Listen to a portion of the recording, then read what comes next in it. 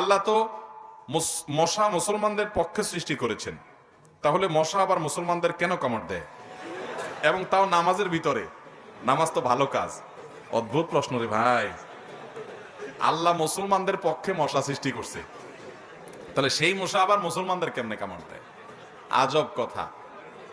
মশা মুসলমানদের পক্ষে, তাহলে মাছি কি মুসলমানদের বিরুদ্ধে?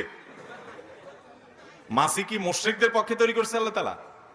মশা আর মাছি এগুলা কোনো কারোর পক্ষ বিপক্ষ না। আল্লাহ রাব্বুল আলামিন নমরুদকে আল্লাহ তাআলা শায়েস্তা করেছেন মশা দিয়ে। এর মানে এই না যে মশা মুসলমানদের, এই জন্য মুসলমানদের হইয়া এটা মুসলমান শুধুমাত্র মুসলমানদের শত্রুদের, ওই যে সুইডেনে একটা করোনা বানা করছে কুলাঙ্গারে যায় কামড়াবে সব, এরকম কোনো কথা নাই। বরং মশা আল্লাহ তাআলার সৃষ্টি, এটা মুসলমানরাও কামড়াবে, মুসলমানরাও কামড়াবে, এটা মুসলমানদের পক্ষে। এটা আপনারা কে বলছে? আল্লাহ তাআলা একটা